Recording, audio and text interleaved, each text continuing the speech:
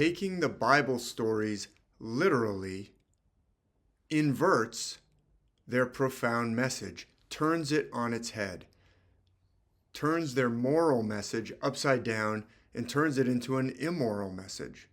Today I'm going to give an example of that, a very clear example, one of the clearest examples that I know of, and also one that's very pertinent to what's going on right now. And that's the story of Shem, Ham, and Japheth. The story of Shem, Ham, and Japheth that's found in the book of Genesis, chapter 9, where we are told that Noah, after the flood, begins to plant a vineyard. Now, Noah has 3 sons. The book of Genesis tells us that at the age of 500, Noah begat Shem, Ham, and Japheth. This is a mosaic from the 1200s or the 1100s showing the planting of the vineyard by Noah, and then this scene where Noah gets drunk and his 3 sons have to deal with drunken Noah. The sons of Noah that went forth of the ark were Shem, Ham, and Japheth, and Ham is the father of Canaan. These are the 3 sons of Noah, and of them was the whole earth overspread. So after the flood, the whole earth was overspread, was repopulated by these 3 sons, Shem, Ham, and Japheth. So if you take this story literally, which you should not do, then you believe that everybody must be descended from either Shem, Ham, or Japheth, because the whole earth was overspread by these 3. Noah began to be a husbandman. He began to do husbandry. That means caring for animals, animal husbandry, or crops if you're a farmer. And he planted a vineyard, it says in verse 20. And he drank of the wine and was drunken. And he was uncovered within his tent. He was naked and drunk, passed out naked and drunk. And Ham, the father of Canaan, saw the nakedness of his father and told his 2 brethren without. We don't know exactly. There's been speculation as to what Ham did that was so terrible, but the text here tells us basically he's calling attention to his father's embarrassed condition. And he tells his 2 other brothers, Shem and Japheth, hey, father is uncovered, drunk, and naked. And so the next verse says, and Shem and Japheth took a garment and laid it upon both their shoulders and went backward and covered the nakedness of their father, and their faces were backward, and they saw not their father's nakedness. So they took a garment or a sheet or something, a big garment, they laid it over their shoulders, and they walked backwards and draped it over Noah, walking backwards so they would not see his nakedness, and they covered him by walking backwards so they wouldn't see his nakedness. They treated him with dignity and respect, even though he's in a very embarrassed and humiliating condition. He's drunk, he's naked, he's passed out. He's in an embarrassed situation. And Noah awoke from his wine, it says, next verse, and knew what his younger son had done unto him. He knew what Ham had done. Okay, there's been all kinds of speculation as to what Ham had done. The text only says he told his brothers. So let's just go with he realized he was drunk and passed out, but he kind of heard Ham calling to Shem and Japheth. There's been all kinds of additional sexual speculation over this, but all we know from this text, at least, is that Ham calls attention to his drunken father, while the other 2 brothers say, hey, this is still our father, even though he's drunk and naked and passed out. Let's treat him still with some respect and dignity. He's another human being. He's a fellow man. In fact, he's our father. Therefore, we should still treat him with dignity and respect, not make fun of him, not mock him, not make fun of this embarrassed condition that he's in. So Noah awoke from his wine, knew what Ham had done, and he said, cursed be Canaan. Remember, we were told in an earlier verse, Canaan is the offspring of Ham. So here Noah curses Ham's descendants. It says, and he, Noah, said, cursed be Canaan, a servant of servants shall he be unto his brethren. So now Ham's descendants if you take this literally, are going to be servants to the descendants, or to the brothers and their descendants, Shem and Japheth. And he said, "Blessed be the Lord God of Shem, and Canaan shall be his servant. And God shall enlarge Japheth, and he shall dwell in the tents of Shem. And Canaan shall be his servant." So Canaan shall be the servant of Shem. Canaan shall be the servant of Japheth. All because of this scene. And Noah lived after the flood 350 years. Okay, what's going on here? It's a metaphor. It's not literal history. Let's unpack it as if it's a metaphor, as if this was a fairy tale that you heard. This is like Cinderella or Jack and the Beanstalk or Beauty and the Beast. And we're saying, okay, look, I'm not going to take it literally, but maybe there's some lessons in here. Let's approach it that way first. Paul, in his letters at one point, talks about the descendants of Abraham, in the line of Shem, by the way. It's all allegory. Paul says it in a letter. These things are an allegory. He says, the two wives, it's an allegory. This is metaphor. So let's take this story as a metaphor. It's talking about Noah and his human frailty. Any human being, man, woman, child, doesn't matter, drinks enough wine, will get drunk and embarrassed at some point. This is a story about the human body, the physical body. It will get drunk. If you put in alcohol, which is a poison, you drink enough alcohol, you can poison yourself and die of alcohol poisoning. The physical body can be poisoned. It is frail and it's physical and it does things like pass out. And it, in this story, has nakedness involved, and there's a hint of some sexual things going on. It's the physical body. We all have one, and they embarrass us sometimes. Our physical body can embarrass us. We have human frailty, and yet in the story, we see two different responses to that human frailty in the physical body when it lets Noah down, when Noah gets drunk and passes out naked. One response is respect. To treat Noah, he has a human body and it's frail, but they say, wait, that's a fellow soul. That's another human being. That's a fellow man. In fact, in this case, it's our father. We are going to treat our father with respect and dignity in spite of the physical condition, the outward trappings, the human frailty of the physical body. And clearly, the story is implying, and not just implying, it's telling us quite plainly that that's the proper response. Everybody's got a human body. Everybody's got physical features. Everybody's got frailty. Everybody is born into this body, and we're not going to focus on the body and make fun of people or judge people because of their human frailty. We're going to treat everyone with respect and dignity. That's the message of this allegorical, beautiful story. And Ham shows a different path. You can also focus on the physical condition. You can mock it. You can say, oh, how degraded, how embarrassing, how debased. And hey, come on, let's all see and make fun of and point fingers at this father of ours. He thinks he's so great, but he's just, drunk and naked. Let's point to him and make fun of him, or worse, whatever.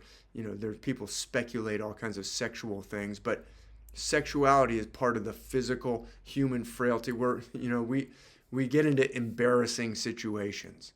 And one path is to mock that, degrade that, focus on that. And one path is to say, well, yes, we've all got that, but we all still deserve respect, and we all still have human dignity. And that's modeled by Shem and Japheth, and Ham models the other response.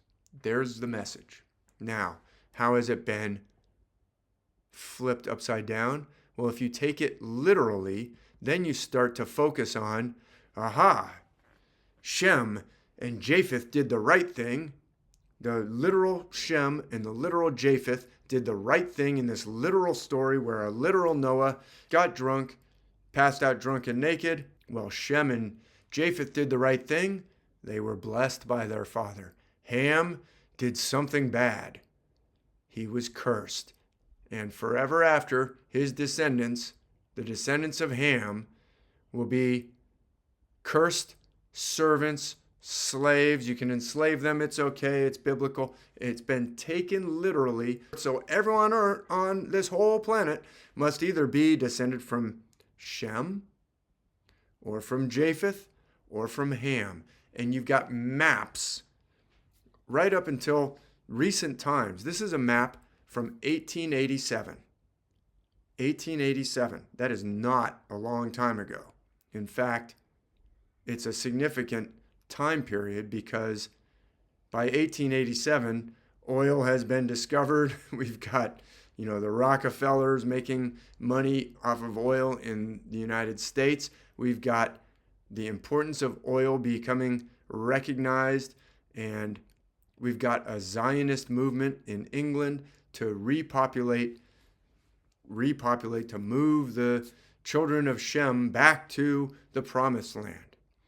This is an 1887 map called Distribution of the Descendants of Noah After the Deluge.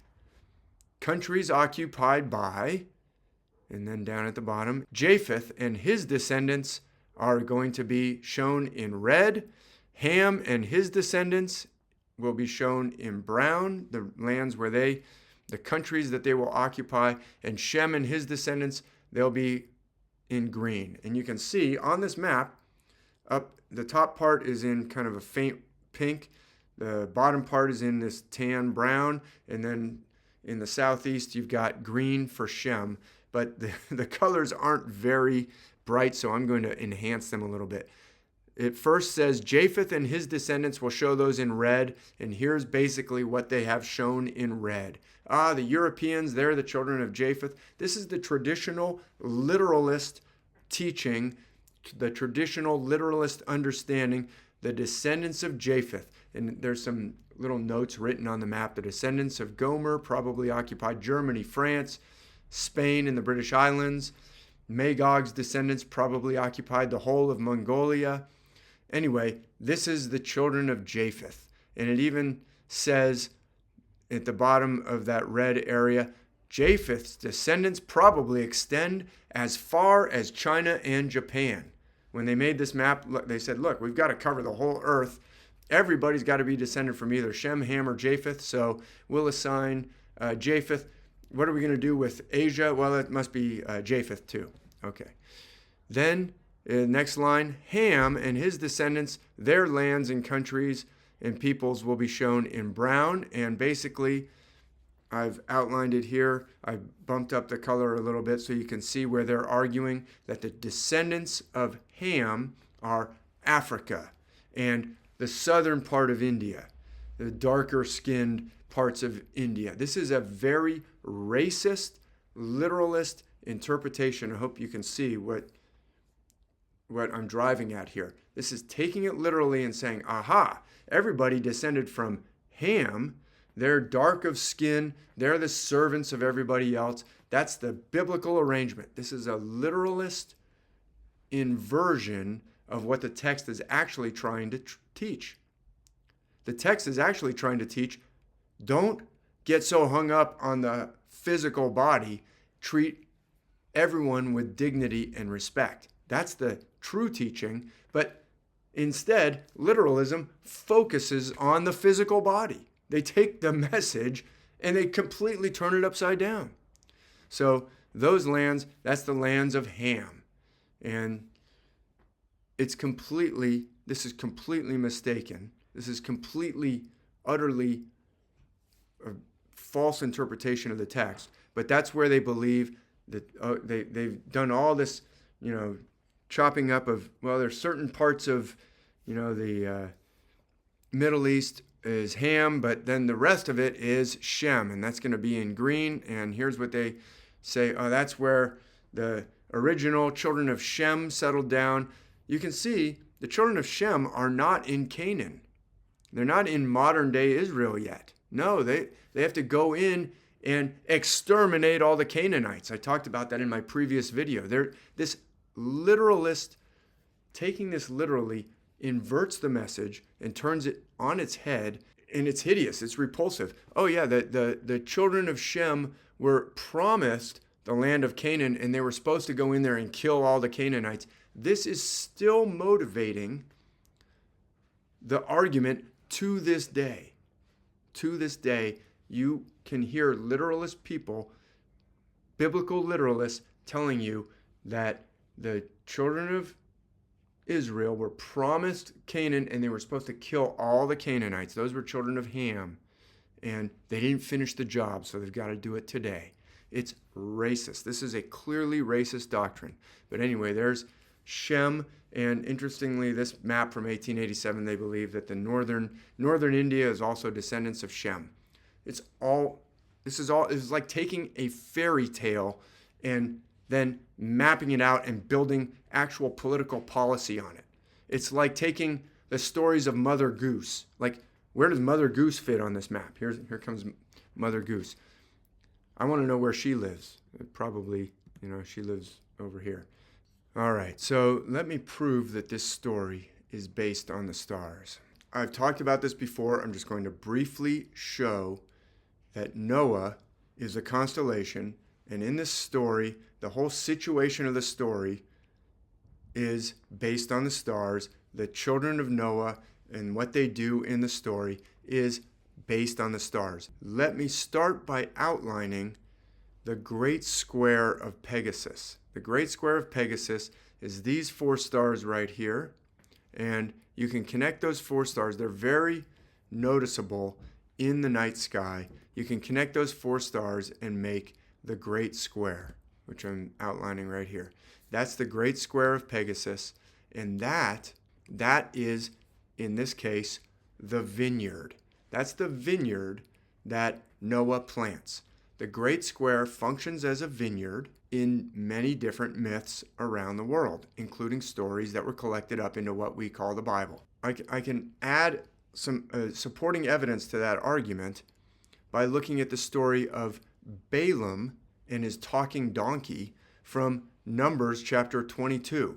Some people take this story literally. I don't think you're going to hear it preached about too much in churches, because if you're a literalist, if you're a biblical literalist, this is not a story that you talk about very much because it features a talking donkey. Balaam is riding on a donkey, or in the King James Version it says riding on an ass. He's beating the donkey. The donkey stops because of an angel in the path, and Balaam keeps beating the donkey until the donkey says, "Why are you hitting me with a stick? Stop it." Well, it's not a literal story, but in that story, the text clearly says that the angel of the Lord stood in the path that Balaam and the donkey were on. It was a path to the vineyards, or a path of the vineyards. Balaam was heading to a vineyard when he ran into the angel. And I've talked about this. I'm not going to explain the whole story of Balaam right now, but Balaam corresponds to this constellation that I'm outlining here. That is the constellation Perseus. The donkey mashes up against a wall when the angel appears in the path and twists the foot of Balaam. You can see that Perseus has a twisted foot. He's actually riding, or he's located in the sky above the constellation of Taurus. Taurus, the jawbone of Taurus, is the jawbone of the ass in the Samson story. That's why we can be quite confident that Taurus, with his long bull horns, sometimes functions as an ass or a donkey with long donkey ears. You find that in the story of King Midas as well. But anyway, Perseus is riding on, located just above, the donkey, which is Taurus in this case. Taurus with his long horns becomes a donkey, the jawbone of the ass, with the long ears. So his foot gets crushed and twisted. Look at Perseus. You can see his foot got crushed and twisted. When he was on his way, he was on the path to the vineyard. The vineyard is the Great Square. Andromeda in between Perseus and the vineyard, that's the angel that blocked the path. So I've done that whole explication several times in different places. You can check it out elsewhere, but it is additional proof that the vineyard is the great square. And so Noah is near the vicinity of the great square. He's not Perseus in this story. Noah in this story is making wine and pouring out wine and getting drunk. Noah in this story is a different constellation near to the great square of the vineyard that I'm outlining here.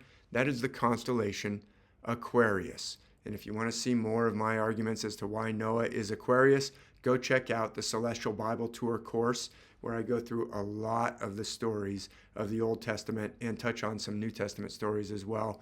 Noah is Aquarius. Aquarius is making wine, pouring out wine. Here's that 12th century mosaic again. You can see he's got this bowl or pitcher and he's pouring some wine or squeezing the grapes into it. That's Aquarius, okay? And when he gets passed out drunk and naked, one of the distinctive features of Aquarius, you can see from this outline, is this forward leg of Aquarius. Now, the myths are sometimes a little bit sexually explicit. We don't know what went on with Ham and Noah.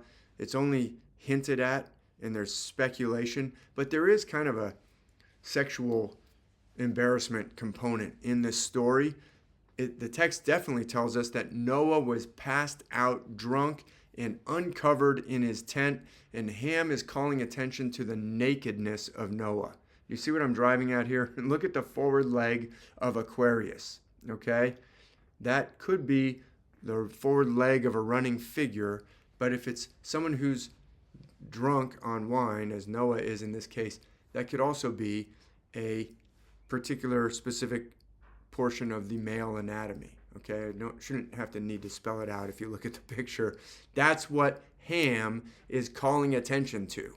This is a celestial story, and Ham calls attention to Noah's nakedness. You can see Noah's nakedness there in the image. Now, on either side of the vineyard, the constellation Pisces. That could be the vine with bunches of grapes on it. But just keep in mind, that's where Pisces is. Pisces is right next to Aquarius.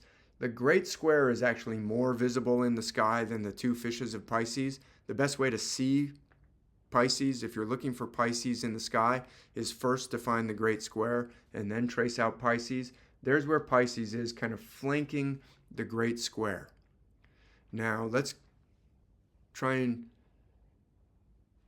work our way towards which constellations play the roles of Shem, Ham, and Japheth. Which constellation is pointing out the nakedness of Noah? Which constellation is pointing to the naked aspect of the constellation Aquarius? Well, that would be the scapegoat of the heavens, the constellation next to Aquarius on the other side in the zodiac band of Capricorn, the goat. And you can see how Capricorn's goat horn, as I've outlined it here, is pointing directly to the, quote, forward leg of Aquarius.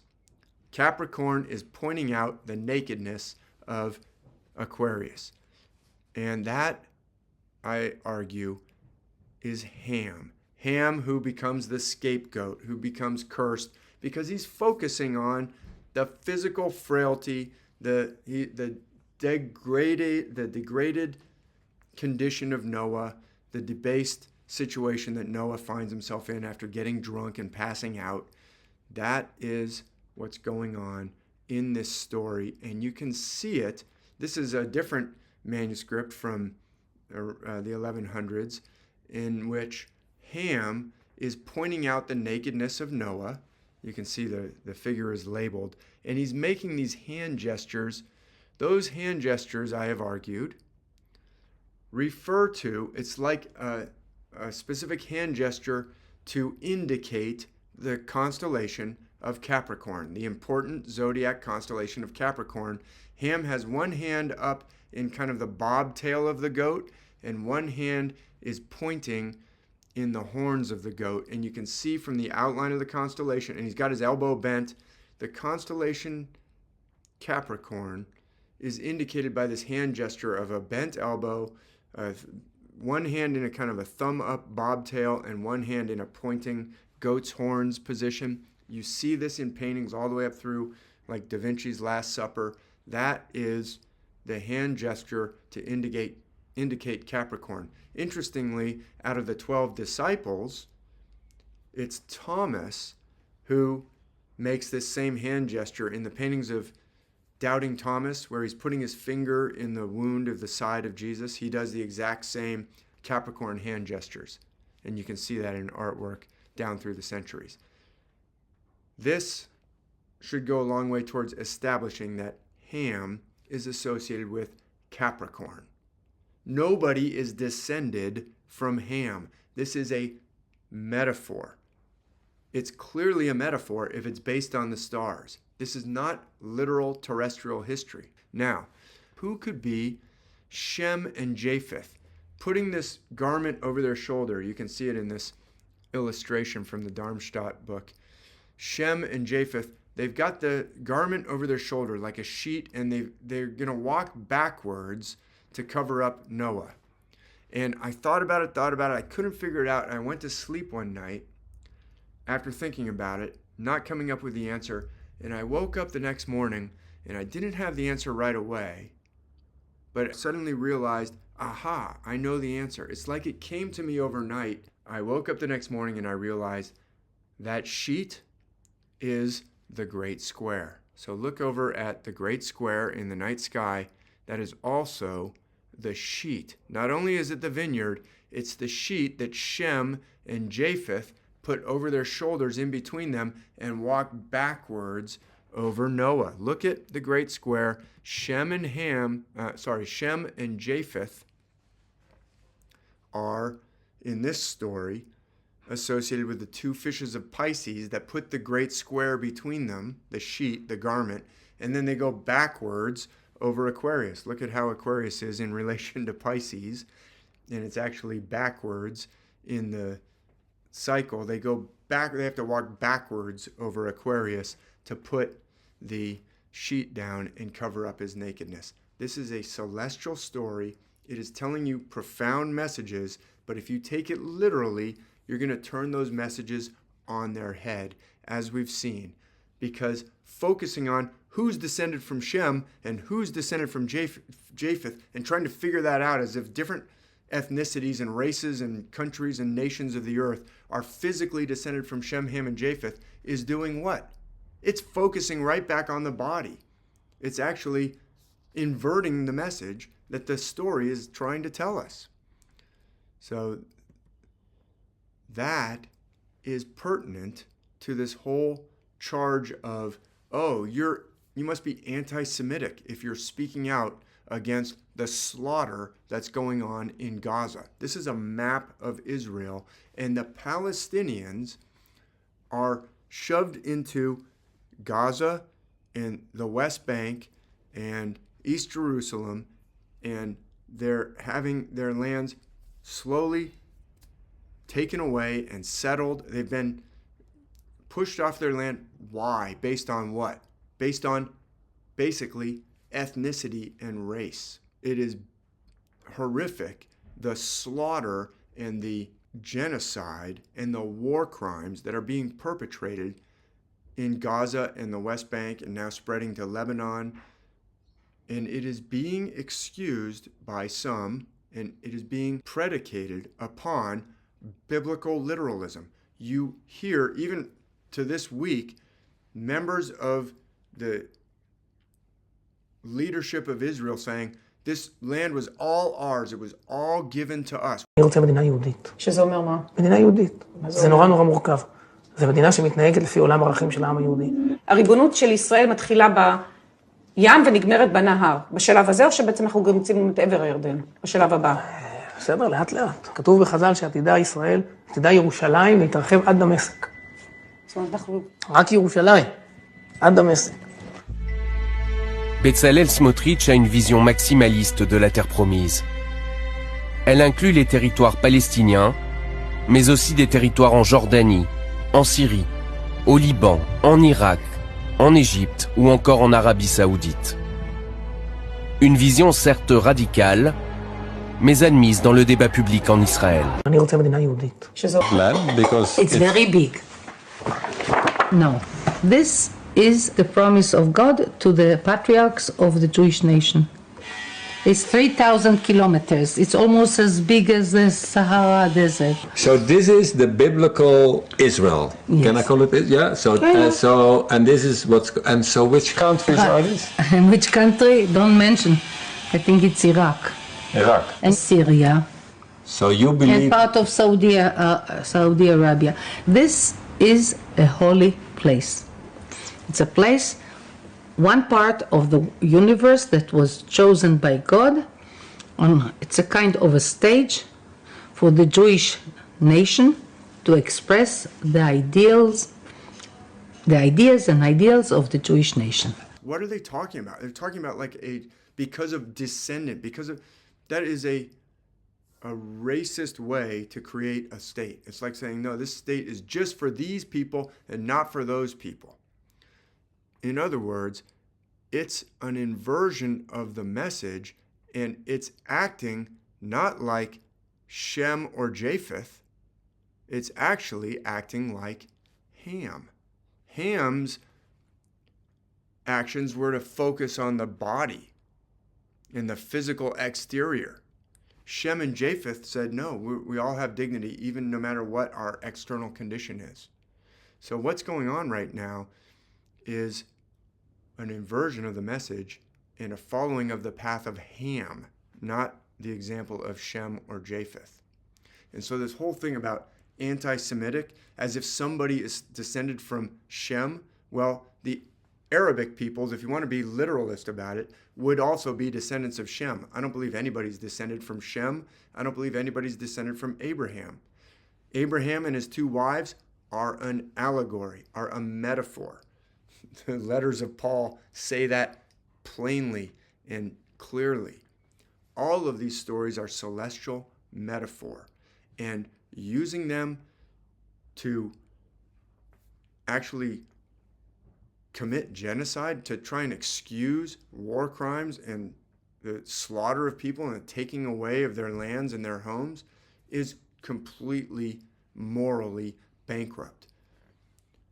Taking the Bible literally inverts their message and changes their profound and moral teachings into something that is immoral and criminal. Thanks for listening.